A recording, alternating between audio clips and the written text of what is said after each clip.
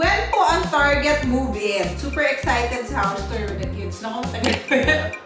Probably mga 2 years, 2 years starting last month. He wanted city view. I wanted mountain view. I want because all my life, nasa condo ko. So talagang city, sanay ako makakita ng mga ilaw-ilaw. We bought it pa before we got married. Yeah, actually, Pero that was your style of getting me para sure na niya na, okay.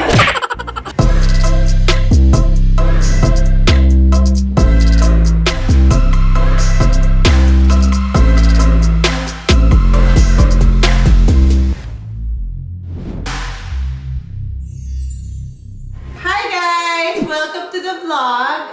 It's our first vlog about our house, which as of now has a pending name called The Edge. The Edge. The Edge house. Diba? Yeah. The Edge lang, walang house. But because it's in the cliff. It's diba? going down, so Edge. Yeah. So we asked some questions on the internet and we got some questions and sasagutin natin. Number one, I think for those looking for a lot, bakit daw natin na-decide na magbahay instead na condo? O, ikaw muna. Oh, okay. The kids start getting bigger na. Malaki na sila. We have another baby coming, so parang masikip na kami sa condo. Yeah, and then kailangan din nila ng running place where they can run, they can play, yung mas komportable. So I guess it's the family is getting bigger, so we need a house na talaga. For me, I grew up in a condo almost all my life. Although meron kaming house, but maaga akong bumukod, nasa condo na ako. Actually, for some time before that, nasa condo na rin kami ng dad ko. Sanay ako sa condo living. For me, it's very easy. It's probably applicable to a lot of people na gusto easy maintenance. But it was always something that I wanted to do, like to have my own house, to have my own space, extra space.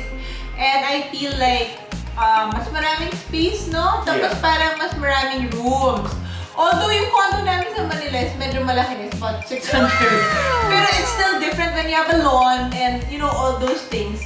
That they can run around. That they can run have around. Like, bus brings his bikes everywhere now. Yung Yeah. bike niya dala-dala. Yeah. So yung mga ganun na, that's So, naman, actually it's really for the kids. Yeah, for the main kids is for the and kids. parang, you know, we want to make memories in the place na parang kami rin, nag-grow kami, di ba? Nung una, kailangan lang naman namin talaga, kwarto lang, di ba?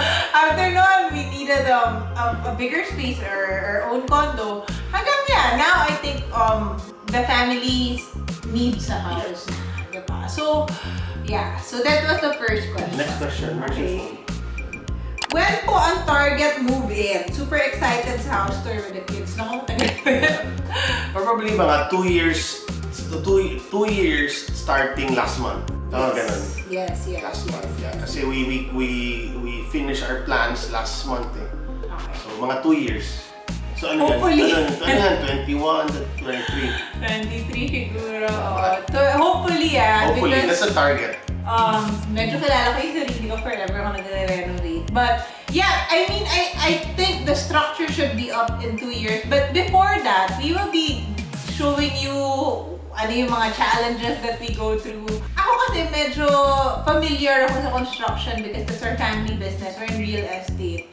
And mahilig ako mag-renovate. Si Blake, when we got married, was really from his family's house. So it was different. Ako, nakasolo na ako. So, kumbaga, yung concept namin of building a house is very different. So you will see it, paano namin siya i-combine, how we actually Exchange ideas. and share, agree. And try to agree. Try to agree. We'll share you more details when we do it. Wait, paano daw natin pinili yung lot? Medyo matagal ha. Matagal. Ako muna. Sige, go. He wanted city view. I wanted mountain view. I want because all my life, nasa condo ko. So talagang city, sanay ako makakita ng mga ilaw-ilaw. Siya naman, being someone na from Cebu, tapos yung village nila is in the mountains. Yeah. So sanay siya makakita ng mountain. But for me, I kept on telling him, see, we go to Bali, we go to different places. Ano yung view na nakikita mo? Ano yung, kumbaga, ano yung luxurious view for them? It was nature, di ba?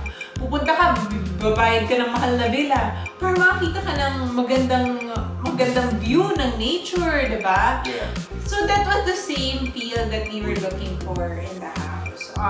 Or it's more relaxed. More relaxed. It's more for sleeping, for High strung na ako. for relax. So yeah, when you see greens, you see the forest, the bundok, so it makes you actually more maybe sleep more better or sleep better. I mean, just relaxing. The whole we want life to be easygoing, diba? It's like you go to spa, di ba? When you go to a spa, or di ba you hear all the mga birds or mga water, may mga water effect or trees. So it's very similar to that effect yung gusto namin or feel. So yun ang target namin. So parang bundok, you hear birds, you hear whatever. So not the city Naamoy mo, you don't see the mga lights na gumagalaw or mga usok or something. So parang ganun yung feel or idea na gusto namin. So actually naging gusto namin kasi it's facing the mountain, another mountain. So puro green siya. Meron mga konting houses but not so much. And then you see a bit of the water, which is very, very nice. So a part of the view on the kasi parang medyo pa-curve, parang pizza cut yung lot natin. When we were looking for a lot, we tried different brokers. Si Blake kasi, we already knew anong village kami. Because he was non-negotiable on that. So see, I agree naman, diba? So he was non-negotiable on which village we're gonna stay in.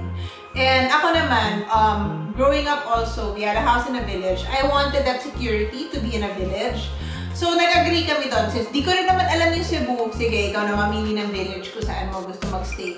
So, okay, ang dami namin inikot. But then, actually, maraming options at that time. Daming options. Ilang years but ago pa yun then, we ended up sa hindi kami nag-broker. Because it's actually the main village. The developer, nag-open. Yeah, nag-open sila. I think it was more on a reserve lot by the owners of the developer. I think one of the kapatid nagbenta, yung ganun. So, parang ganun. Parang ganun. And actually, yung katabi namin, mga anak pa rin ng mga developers. So it was a good, it was a good location. Also good buy at that time. It was a good buy. We bought it before, matagal na. 99? Sorry. Hindi pa nga tayo. 19. Could be 19 or 18, 2000. More earlier pa. Ano 19? Ano 19 what? 2019 or 18? No! We got it before we got married, 2017. Sorry, it's bad. Ganun ba? Oh yeah, see, matagal na. So that's why it was a good buy at that time. So, the real estate wasn't we were together 2015, 2017 we got married. So that's so it was before pa no? So 16 pa yun? 2017. 17 na. Okay. So 16 kami nag-start maghanap. So, you see, bago kami pakasal, parang we were already planning to kasi wala eh. Wala kami choice eh. Di ba? So we weren't married yet, we were still dating, but we were actually looking for lots already. Actually, we bought it pa before we got married. Yeah, actually, Pero that was your style of getting me para sure na niya na, okay, na-lock in ka na. So yun, if you're looking for a lot, you can look at brokers, but make sure they're reputable brokers. Si Blake kasi kilala niya yung mga tao doon. You can also look at the actual village. You can ask them kung meron bang available lot. Yung developer actually. Developer the village, Kami, pumunta talaga kami sa office. So ito yung isip, ang kulit ko, diba? But kasi kami, nasa ganun kaming negosyo. So alam ko na people would go to our office and say, pabenta naman yung lupa namin, pabenta naman yung... So kami yung una nakakaalam if there's a unit owner who wants to sell. So you can also check that. You can check the developer, of course also the agents. No? The agents are really doing their good job. I mean, they give you options from different owners. So okay rin yung agent. So it was really chamba-chamba lang kung ano talagang hinahanap nyo. No? Okay, so... But don't rush. When you buy a house or lot, don't rush. Kung feeling nyo may alanganin konti or hindi nyo masyadong feel, huwag nyo napilitin. So hindi ba na para sa inyo? Next question is, did you consider feng shui during planning stage? Yes. He's Chinese. Actually, I'm Chinese. the feng sometimes we consult, but we read a lot of books before I personally read books. So sometimes yung anong tinuturo ng feng shui, parang natural na to me. When I see things, ito bawal to, ito pwede to. So, common sense naman yung feng shui eh. Actually, the feng shui naman, medyo common sense naman. Like, hindi ka naman maglalagay ng kama sa likod ng kusina. Diba? Yung those things. If you have a good architect, yung mismong architect mo na yung mag-guide sa'yo because sanay na sila na feng shui friendly yung plans. Okay. So another question they're asking, who is your architect, your interior? Thankfully, ako yun. Portion ko yun because that's my industry.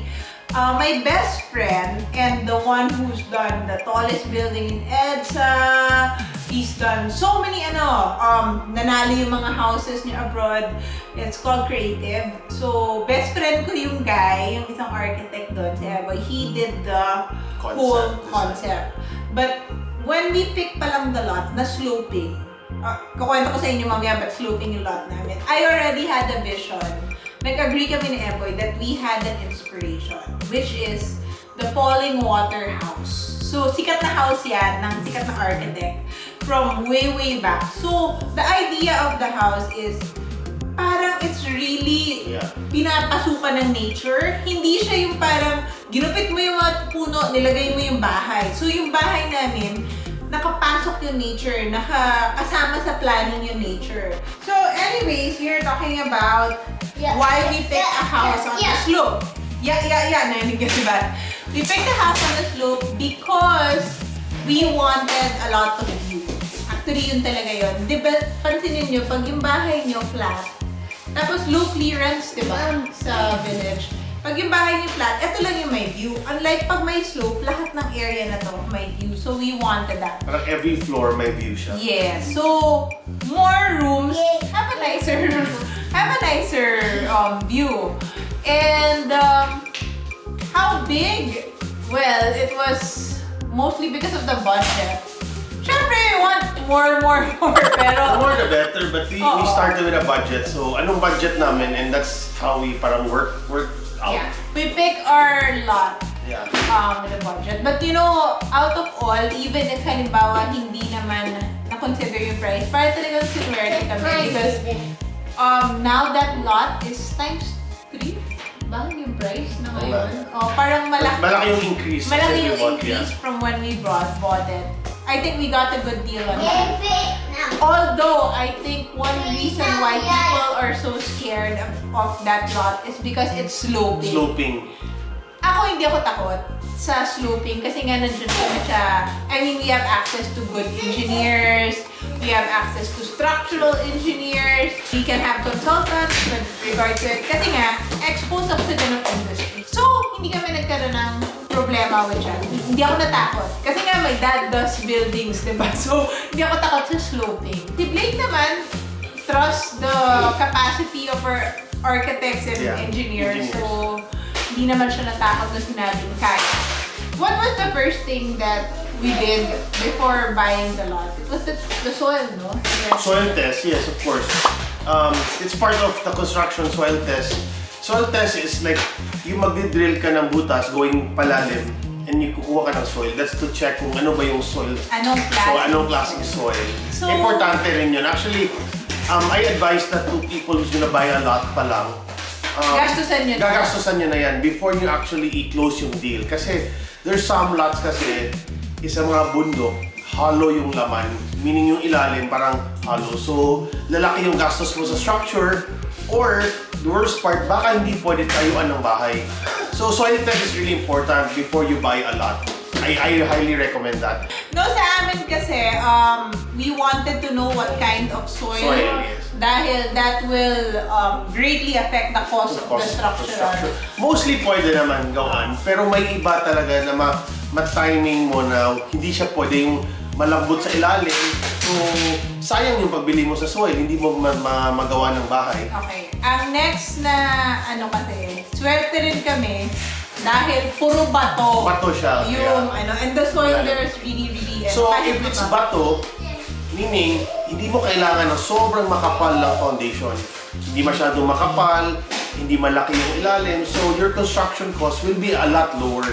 So that's the advantage also pag magpa-soil test ka. Anong ilalim, alam mo na. Kasi yung foundation, yung mga mailalim, meaning yung hindi mo nakakita, nasa ilalim na pagpagawa, yun ang malaking gastos. So yun, for those, usually sa flat naman, mababaw lang yung kailangan ng soil test. But para dun sa mga taong sloping or difficult yung lot like ours, and then it's better if you get a soil test. Gastos ka na muna bago mo bilhin. Kasi mas sakit naman yung binili mo tapos you cannot build. Or if you're gonna build, it's so expensive. So alam mo na yung mga parang hidden charges or hidden costs. So concept, what is the concept of the house? The concept of the house is falling water. So when we were looking for the lot, we found the lot that we like. Because nga yung view, and then it's sloping. So ako, dahil nga may ako sa art, sa architect, sa ganyan, sa mga ano, I already wanted that falling water. Our architect, creative, best friend ko yan. He did one of the tallest building in EDSA, ganyan. Marami siyang projects, yung mga houses na ginawa niya, multi-awarded internationally, So, we already agreed on that concept na falling water when we saw the lot because the lot matches talaga the idea. Okay, so if you see falling water, if you Google it, yung bahay niya, para siyang kinakain ng nature. Hindi siya yung parang ginupit mo, nilagay mo yung bahay. So, nature is part of the house and you will see that in our house. Yeah. So, one of the things that we did was, sabi ko gusto ko may gubat sa loob ng bahay. So, yan yung mga yan yung mga abangan nyo kasi hindi namin gagalawin and we're actually even gonna enhance a part of the lot right smack in the middle of the house. So, may gubat kami sa loob ng bahay namin. Okay, so another question. Okay, solar panels. Solar panel, yes. We don't have so much roof Kung ano lang pwede namin lagyan namin. So, it's not gonna be 100% solar, but it will be kung anong kaya ng solar panel sa roof namin. Kasi like what Divine explained, the house, wala namang masyadong roof na flat because the design will really blend in the nature, meaning sa slope, mag-blend in sa gubat. So, kung anong pwede malagyan na may direct sunlight, maging solar siya. But yes, we will do solar. Because we already had an initial plan. And then COVID happened. And then we realized there were a lot of things na kailangan namin to take into consideration. So sa mga gumagawa ng bahay, di ba yung matagal kayo sa bahay, bigla nyo na-realize, dati hindi ko inisip na kailangan ko ng gym. Kasi I go to the gym. Pero nung nag-COVID, naisip ko, okay pala may maliit na gym sa bahay. So we have a gym. And then na-realize ko nung COVID, dahil nga I want na maganda yung kinakainan namin everyday, ang dami kong plato from Manila na pinadala ko. Yung mga plato na sa ilalim na kung saan sa cabinet namin ngayon. So I have a China room. Siya naman, he realized that he wanted to practice golf at home. So, ano yung tawag dun? Golf simulator. So, may golf simulator. Tapos, a playroom for the kids kasi yung buong bahay namin sobrang gulo ngayon dahil parang silang playroom. So, nagka-adjustment. Actually, maraming adjustment because of COVID. And we wanted actually, a lot of COVID talaga. Because of COVID, naiba yung lang layout. But the design concept same, yung layout ng bahay nag-change. And spaces. And spaces, So, parang we realized, we don't spend so much time in the bedroom. We don't need that to be super big. We spend a lot of time in the sala, in the dining, in the play area. So those are the parts na pinalaki na. We also put a lot of open space. So we have an open garden. We have a sky garden. We have a courtyard. We have a secret garden. We have the pool. We have the lanai. And we have the jungle inside the house. So watch out na lang kayo sa plans which we will eventually reveal as ma-finalize namin, diba? Okay, so question is, what are your non-negotiables? Sa bahay? Non-negotiable? Wala, I just ask for a space na where I can actually play with my golf simulator and then I have my, maybe I have my, what you call that, parang man cave. So yun, dun lang I can have my computer there or I can play some games on my free time. You can entertain his friends entertain there. My friends as well or maybe play some cards. So, yun lang talagang hiningi ko. But the rest, sabi ko, okay, Divine, bahay to. Ikaw na mag-decide sa iba. So, technically, guys, hindi maliit yung man cave, Isang buong wing siya ng ground floor, So, may malaki siyang space doon where he will display his cars. He likes cars kasi. And andun yung golf simulator niya, andun yung mini office niya, andun lahat. Kumbaga may bar siya doon. That's his space. Wala na akong pakialam anong gagawin niya doon. Siya nang bahala doon. Ako naman will be in charge of the whole house, how it looks, how and everything else. So, yeah, our architect is creative, which I already mentioned kanina. Our interior is Moss, and I have a lot of good interior and furniture designers na friends, like si Nix, diba? He needs furniture. Vito, I already talked to Vito before that I'm gonna incorporate some of the Cebu items there, diba? So, tinatapos lang namin yung plans, and then we can show you more about it. Okay, so another question. Anong theme ng rooms ni Basi at Blanca? And the little boy here. Meron akong idea of how I want it. I can show you guys some pictures. Pero hindi magiging eksaktong ganyan. Although I'm most excited about their playroom. Diba? Yeah. Kasi yung playroom, it's like a fantasy world. Alam mo yon. So we're really And also lahat ng gulo, ng kalat. ng kalat sa playroom, wala na sa buong bahay. Are you gonna have your own studio? You know guys, may 9 to 5 job talaga kami ni Blake. So this one, we're doing it because we We enjoy talking to you guys, and you guys send us all these questions, and we feel na it's also our way of giving back. Oh, appreciate. To share our experience to you, and hopefully that some of you guys will learn from it and apply it sa life nyo. So it's really the studio. I don't think the studio. This is like what she said. Yeah, we have our actually 9 to 5 job. May office ako. Yeah, may office kami which doon. we can do like this, but the whole house we made it. Masyado kaming sa details na feeling ko kahit saan part ng bahay, pwede kami mag-shoot, di ba? Kung ganun, hindi naman kailangan full lights, ganyan, di ba? Actually, kaya nga yung mga shoot naman kahit saan-saan lang. Kung saan may wall na okay, pwede na yung video. So it's really, I would say, our experience we share to you guys, no? And hopefully some people will learn. Oo, di And ba? we can also touch some lives also. Yes. Okay, so ito, marami pa dito. Okay, so another man cave daw. Talk about your man cave more. Tapos na, you shared na about the man cave. Oh, ayaw na. I'll surprise you na lang kasi dami ko pang naiisip sa man cave kung anong pwedeng ilagay ko, but I adjust lang. I'll share to you guys pag tapos na yung final. Yun. So sabi nila, how did you decide on the lot? Actually, we discussed that kanina and the house. They're saying, how do you know if the designer and architect are good? Okay. This is also what I learned from my architect, no? What you can do is you can ask for a profile, meaning before you actually commit, you ask for a profile. They'll send you their mga trabaho before yung nagawa na nila, or yung mga pictures, or anything na mga past work. That's how you see kung ito ba yung peg or ito ba yung mga concept mo match sa'yo. Kasi iba-ibang architect, iba-ibang forte yun eh. May mga specialty sila eh. So, you should know your architect. Actually siya, mas professional siya. Ako chismosa way. Tinatawagan ko yung mga ginawa na nila ng bahay. So, okay, happy naman kayo, di ba? That's another way of doing it. Yeah, iba rin yun, yeah. So, sila nagsasabi, oo, madaling kausap, mabilis magtrabaho, ganyan. Sa contractor to. Contractor. Yung architect naman matagal ko nang kilala because we really work with that. Even Moss Manila and si Nix, hello ko, babata ako, lahat ata ng model unit ng dad ko siya gumawa. Si Cindy naman also did a lot of my places, my condo. So, I work with these people. I know how they work talaga. So for now, it's again, it's paulit na siya, hindi na siya first time. Oo, hindi first time. Yung contractor lang will be the first time for this project. Kasi Cebu na. Yeah. Diba? So, tanong nila, how many rooms? Mahirap kasi some of our rooms are open areas.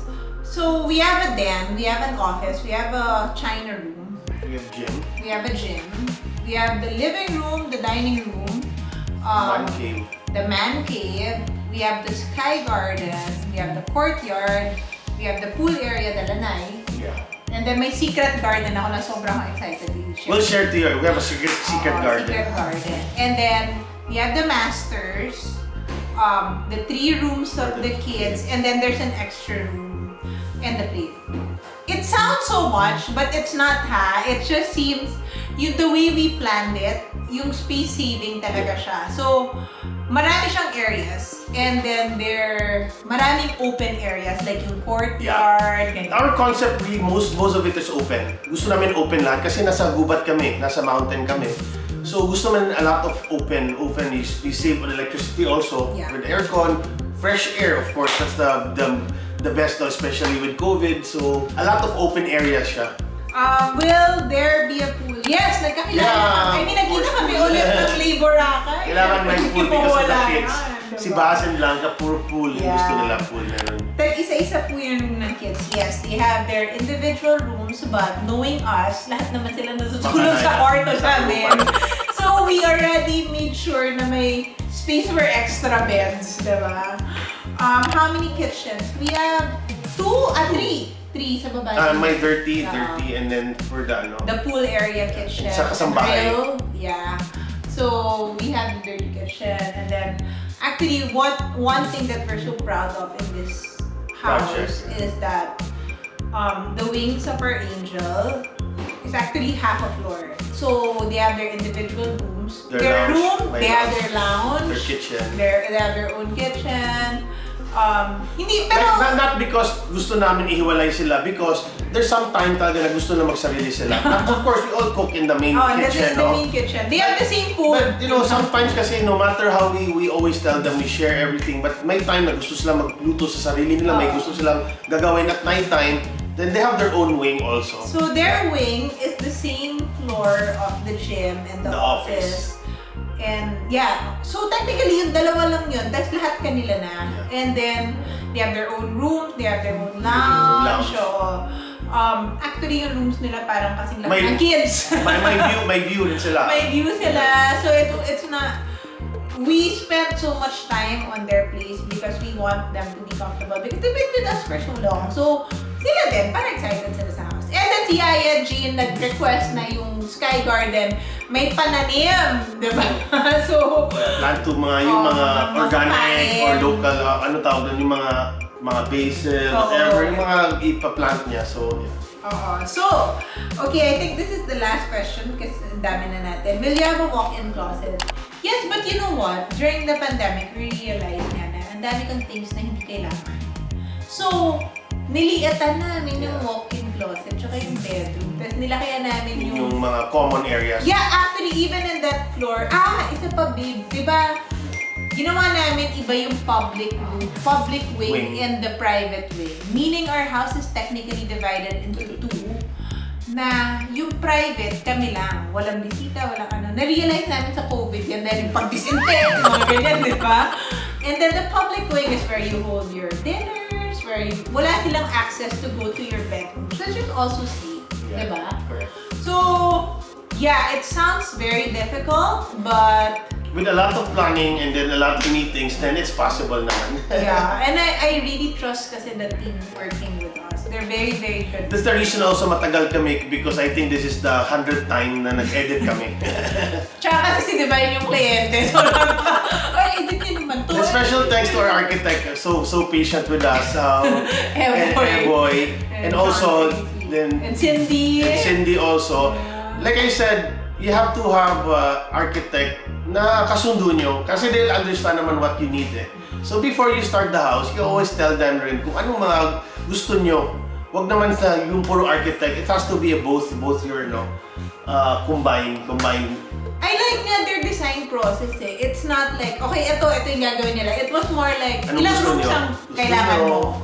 Ano pang ibang rooms ang kailangan mo aside from bedroom? Yung gano'n. Tapos, sige, gagawa kong plano. Pag-try ko ikasya lahat ng gusto nyo.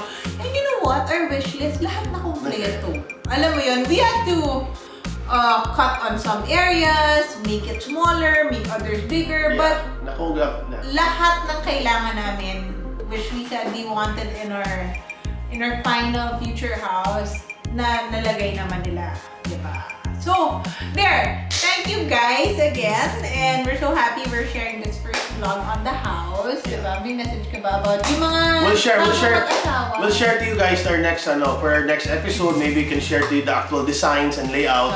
Mga peg, also the peg, how we end up. Photos. You're putting the photos. So we'll share na the actual. Are you gonna share na the actual design? Wala pa. Yeah, maybe for the next episode. Mga inspiration. But ikaw, halimbawa yung mga bagong kasal, ano? May bagong kasal, like I said again, soil test. I think that's the one of the very important na hindi na ginagawa sa lahat ng tao kasi na-excited sila sa lote. When you see a lot, tell the seller na ipapa-soil test ko muna before ako magbibili or isa-sign ng contract. Most of the owners will allow naman. So I think that hopefully that can save you money. Yeah. Mahal siya konti in the beginning but it will save you the overall construction cost. Pero ako rin, isa pang ginawa namin, feng shui tsaka yung feel. Meron kami ba nakitang lupa na gustong-gusto namin. Gusto namin maganda, pero yung feel. Pero ang bigat. Sabi ko nga kay mabigat. Blake, hindi ba parang feeling mo yung pang-horror yung nasa... Yung, alam mo yung feeling mo mabigat, ganyan. So we didn't push through with it. We felt this place is so magaang. You wanna wake up to it. Yung dapat ganon. Yung pagdating nyo, Magaan yung feeling. masaya. And also, try to visit 3 times in one day. Meaning, umaga, lunch, and sa gabi. Puntahan nyo ulit and then yung feel. We're showing you guys our lot. We will be building here soon. And yun, can you hear May that? basketball court na si Baz. Hindi kami yung gumawa. Nakalibre. So we're in the corner lot and then the lot beside us. Wala. No one can build there because it's really an Part of open the park. area. So this is our lot. Hindi tayo pwede pumasok. And for this area, all the wires and everything is under. So if you don't see a wire sa taas, it's all under. So yeah, underground. Underground. So no wires. Okay, I like the sounds then. And the view, I want to show them the view. The view is all green. You can actually see some bit of the water there. So can you see it's all green? Noong una nagde-debate kami, I wanted all green because I wanted it to be like a really relaxed. I found the perfect lot for us. Although extra challenge kasi sloping siya, but And what time is it now? It's really, and then it's cool here. Malamig. Can you feel it's a bit cold? Mafe-feel niyo yung area eh, kung para sa inyo talaga yun.